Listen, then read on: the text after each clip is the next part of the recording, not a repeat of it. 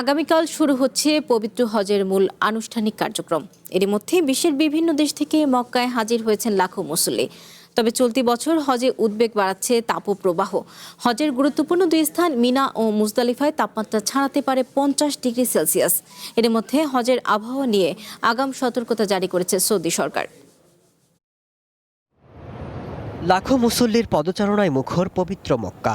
সোমবার থেকে মহান আল্লাহর ডাকে তারা শুরু করবেন হজের আনুষ্ঠানিকতা। তবে প্রতি বছরের মতো এবারও অনুকূলে নেই আবহাওয়া পরিস্থিতি। অসহনীয় গরমের মধ্যেই ছুটতে হবে এক প্রান্ত থেকে অন্য প্রান্তে।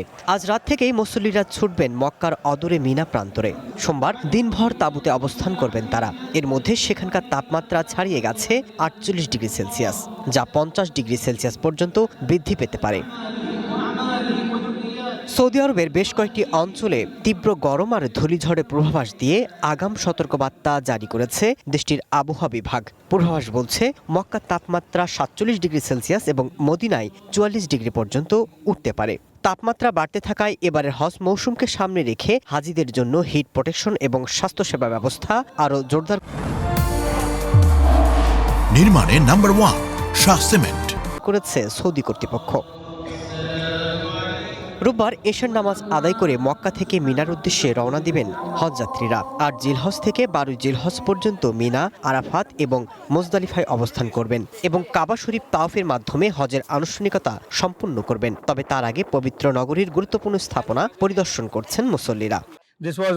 আজ আমি নূর পর্বত এবং হেরা গুহা পরিদর্শন করার সুযোগ পেয়েছি, যেখানে আমাদের প্রিয় নবী প্রথম ওহী লাভ করেছিলেন। এটি ছিল আমার হজের অন্যতম স্মরণীয় একটি যাত্রা।